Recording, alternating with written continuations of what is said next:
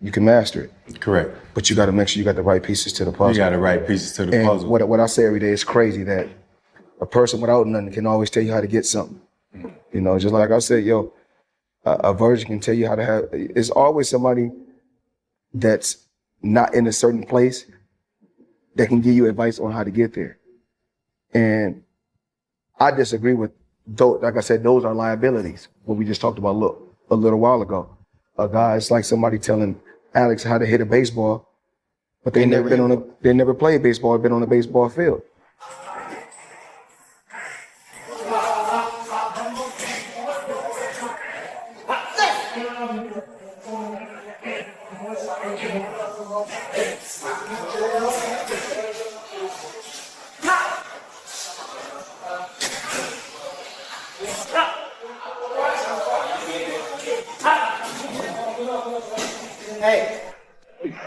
He called me earlier. It's like, yo, when you spar, I'm gonna come to the gym. I'm like, I'm gonna spar at 4 o'clock. I really didn't think he was gonna pull up, but he pulled up.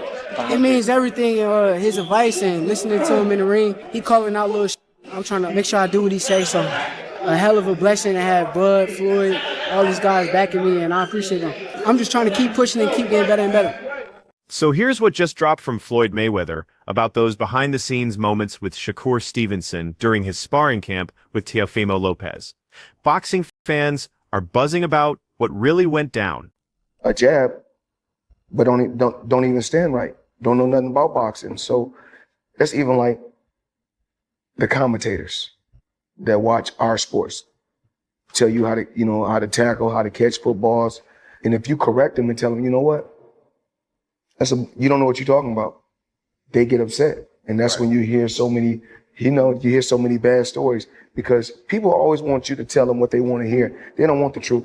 And why they don't like me because I'm a straight shooter. Word from camp insiders is that Money Mayweather showed up at Stevenson's training facility and dropped some serious knowledge. He was working with Shakur on dialing in his punch accuracy, getting his timing razor sharp, and perfecting his technique before the Teofimo showdown. Before you even throw the punches, your stance must be right as far as your pivot. Start off with your pivot, get on your pivot, and it's light. The jab goes like this. This is exactly how the jab goes. Jab. This is called a 1-2. Boom, boom. You bring the hook with it. You can go to the body. Jab. Just double jab. Triple jab. Short hook. Wide hook. Short hook. Wide hook, you go to the body, slide over here, slide over here, you drop on the shots like this, you go here, here, here, back with the jab, down to the body, Stevenson's been vocal about how much he lives for those sparring sessions. That's his sweet spot in training camp. But it's not just about the sparring. His whole camp is locked in on movement patterns, slip work, and controlling range. They're grinding through round after round, focusing on perfect timing instead of hunting for highlight reel knockouts. I didn't think an extra hour or anything was going to make a difference because of the fact that I've been doing it all week. The 6 in the morning, the day before, I've been going super hard for the weight. I'm a real fighter at the end of the day, so I wasn't trying to make a stand for a fight. I was just... He got picked on the world team. Every 2.5 years, he's gained weight. He moved up in weight. So, like, the weight gain and him going now is part of his natural growth process and going on.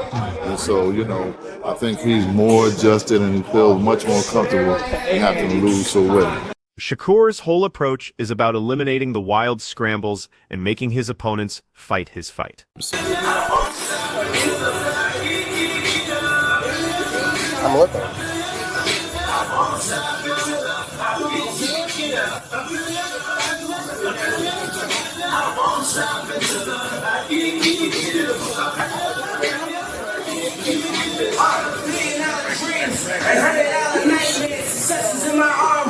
I can see it right there. I just gotta grab it.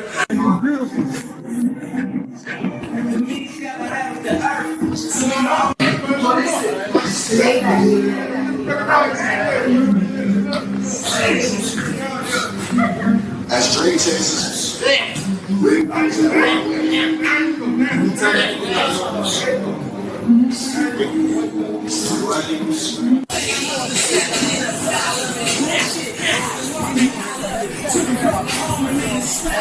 Reports are coming out that Shakur Stevenson brought in Terence Crawford as his main training partner for this Teofimo Lopez preparation. He's soaking up every single detail from those sessions. With Terence Crawford, definitely a hell of an experience. You get that type of knowledge, that type of IQ. I look up to Bud a lot. Honestly, he one of the realest dudes that I done met. He's still a normal person in his head. Like, he don't believe that he's above everyone else. And that's how I feel about myself. You seen me around a lot.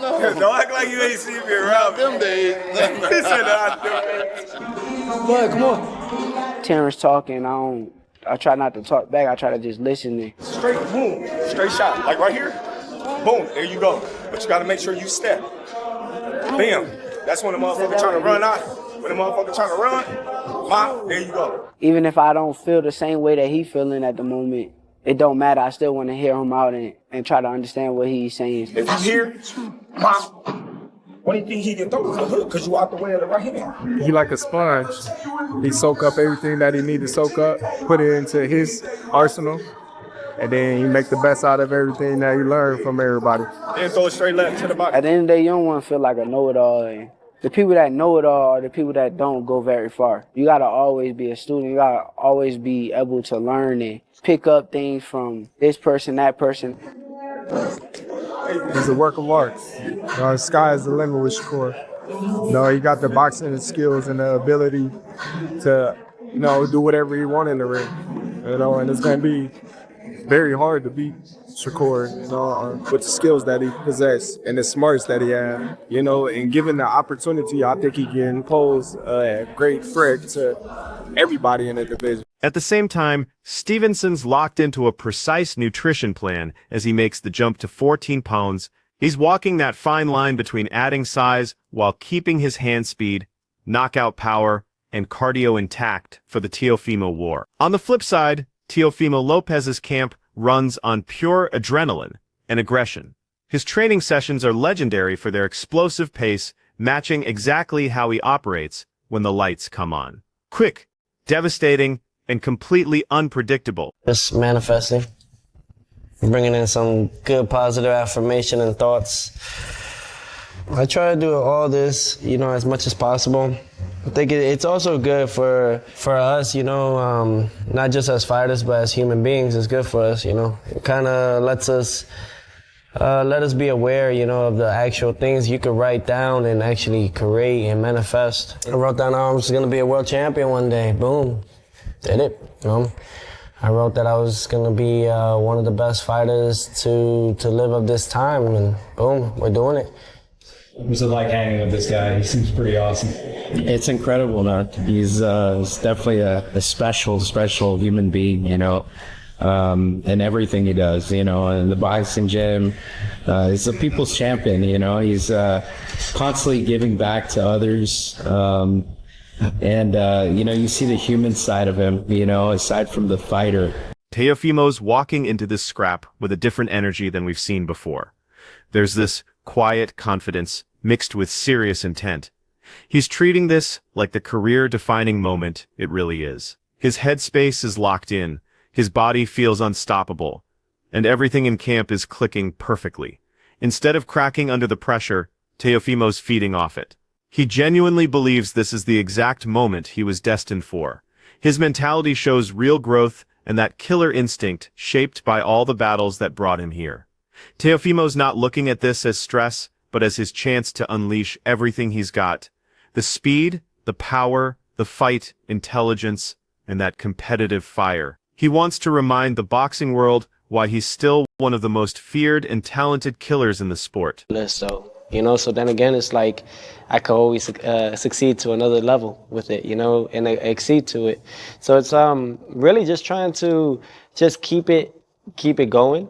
Keep moving forward throughout the whole time and throughout the whole process, and mainly just have fun with it. You gotta have fun with what you do. I love this. I haven't stopped doing what I've done.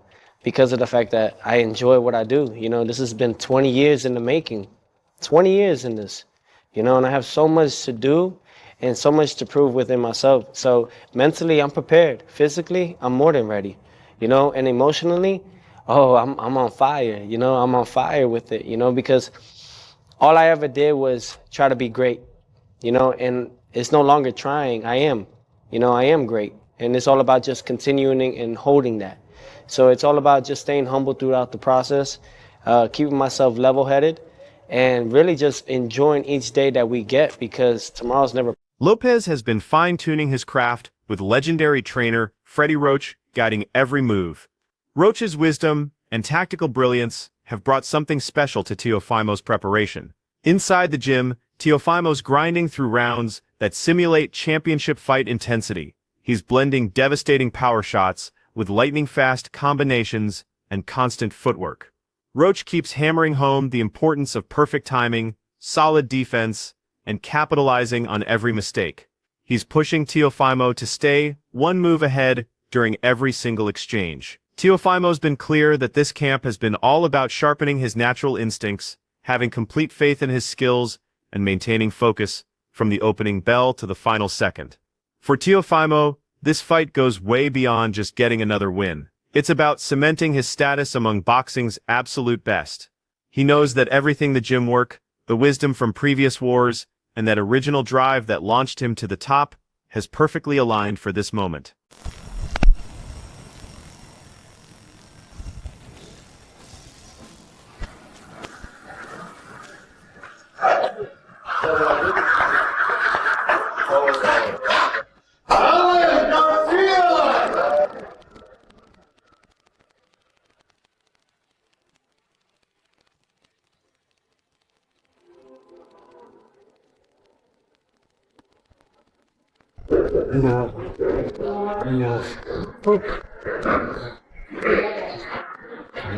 Right now. That open. Yeah. Yeah, nice. Yeah, it's nerves in the end. They Tempo does. They have a little higher. Do it right hand. That's it. Right hand. Quick. We do. Yeah. Right hand. Lopez has been crystal clear that he's not stepping into this ring just to put on a show. He's coming to defend what belongs to him at 140 pounds. As the current WBO junior welterweight king, Lopez keeps saying his belt means everything. It's not just hardware. It represents all those years of grinding, suffering, and never-ending commitment to perfecting his craft. He keeps describing this fight as something bigger than just another test. This is about protecting everything he's accomplished since he exploded onto the championship level. Lopez's approach shows a fighter who completely grasps what this means, both for his career and his legacy. He's making it known that nobody's going to waltz in and steal what he's earned through blood and sweat. Of being in the ring, Yes. Shakur Stevenson. During a detailed conversation with Sugar Talk, Stevenson opened up about his decision to turn down Floyd Mayweather's offer after the 2016 Olympics. It all came down to mutual respect, long-term goals, and staying authentic to his own boxing identity. When Mayweather's team first reached out following Stevenson's Olympic run, Shakur noticed how he was positioned on promotional materials. He appeared smaller and pushed to the side, which didn't match his self-worth or his championship dreams. That made him seriously doubt how much value he'd really have in Mayweather's operation. But the poster wasn't the only issue. Stevenson admitted he just wasn't ready to adapt to Mayweather's methods and wanted a journey that let him stick with his own growth plan and trusted advisors. In the end, he went with Top Rank because they presented a more direct path to major title shots and gave him the respect and prominence he knew he'd earned. Stevenson broke down another major in rejecting Mayweather's early career proposal. Mayweather expected him to completely change his approach, and Stevenson wasn't willing to make that sacrifice. According to Stevenson, Mayweather wanted him to cut ties with the people he'd built relationships with and trusted completely in his corner. Stevenson refused to abandon his own blueprint and the people he believed in just to become another piece in Mayweather's puzzle. He made it obvious he'd rather build something his way with his team, and chose a promotional situation and training environment that respected his independence and gave him the platform he felt he'd earned. Hearing that you did link up today, a face-off happened between the two of you? Yeah, face-off happened, things of that nature, just to create the things that are in motion already. So we're really adamant about fighting each other next, and I can't wait for us to really lace it up. And I see him across the ring, and really when that bell rings, lights out for him. What's it like seeing him now kind of face to face? When you look at him, what do you see? Because obviously you're not locked in just yet, and the closer it gets to a fight, obviously things turn a little bit. But when you do look at Shakur, what do you think of him? I think I don't think too much of it. I think that he believes in himself. That's one thing. But I'm here to destroy his dreams and all that he wants to do and become. You can't take this from me. I worked very hard for it. I've bled for this. And I'm not taking nothing from him. But I just believe that what's gonna happen next is for destiny in the boxing ring to decide. Stevenson's revealed his complete game plan for dealing with Teofimo Lopez, and it's all about domination, mentally and physically. Shakur's convinced the secret is getting inside Teofimo's head by shutting down his timing and cutting off his angles. Through slick movement, constant feints, and surgical counterpunching, he wants to make Teofimo whiff repeatedly from the opening round. The plan is to force Teofimo into desperation mode, where he starts swinging wild and loses his composure. Every defensive masterclass moment and clean return fire is calculated to slowly destroy Teofimo's belief system as the fight progresses. Shakur Stevenson's strategy revolves around staying cool, staying smart, and making Teofimo Lopez fight at his pace rather than his own. His mission is to control every aspect of distance, rhythm, and timing, making each exchange a clear statement about who's really running things inside those ropes. By staying patient, composed, and defensively flawless, Shakur thinks he can slowly break Teofimo down psychologically before dismantling him technically. He's banking on the fact that frustration will mount as scoring opportunities dry up, creating mistakes and openings to exploit. Once he establishes that psychological advantage, Stevenson sees the fight shifting completely his way. That's when his accuracy, timing, and ring intelligence take complete control and decide everything from beginning to end. The Olympics, I mean, like I said, I watched the whole Olympics. That was a moment, and like I said, at this point, I think that's when everybody really started hearing about you. Like, once the Olympics came about, and Floyd flew out there to go see. Facts. Floyd was all on you that whole Facts. weekend. Just outside looking in, I guess everybody was surprised that you ain't signed with Floyd, because it just felt like niggas is like, oh, he the next Floyd. Floyd, he courting you. Yeah. What you feel like? What was it that made you like, not do a deal with Floyd?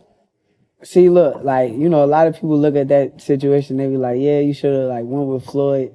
But like, I'm a real nigga. I'm gonna be real. Fuck it. I'm gonna just say what it is. Like, I'm a real nigga. So like, it's just certain things that I tolerate, I don't tolerate, and it's like, I got around certain people that I felt was like real niggas, and they kind of helped me out with my career, and like Floyd didn't want to be like involved in that. Like, he didn't want to accept like the real part that he wanted me to like go through it with, I ain't gonna say he wanted me to go through blind, but he wanted me to like do it his way. Right. And I didn't want to do it his way. So it ended up being like, I did it my way, and I went with the team I felt was like a better team for me. And I feel like right now it's paid off. Yeah, definitely. I mean, was that a hard decision though? Because you got to think like, this Floyd, like, you know what I'm saying? Niggas grow up, like, you know what I'm saying? Like, Floyd, my favorite fighter, right? So it's like, because I work in music, so I see that, like, when it's an artist trying to sign you, it'd be a little different just because you have an emotional attachment to it. Was that a hard decision for you to, like, tell Floyd, like, nah, I'm good? Yeah, it was, because at the end of the day, Floyd calling my phone, he on the phone, he like, yeah, you could drive the Bugatti. You could, like, money talk. Yeah, so it's like, he all in your head at the same time, but it's like, you still in your brain, like, I know what I'm worth, and I know, like. With all the anticipation building toward what might be the most significant championship battle of early 2026, this upcoming war between Teofimo Lopez and Shakur Stevenson means so much more than just two elite talents colliding at one. Set for January 31st in New York City, Lopez will be putting his WBO and Ring Junior Welterweight championships on the line while Stevenson chases history as a potential 4-division world champion. This matchup has the entire boxing community completely hooked. Yeah, get ready. We need to be pushed today. Bring the smoke, baby.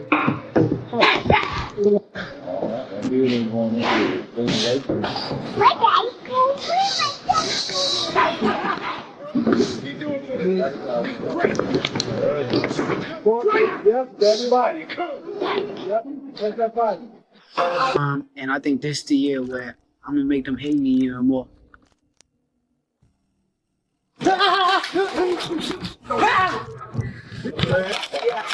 We gonna lose. We can't lose. Because all we do is win.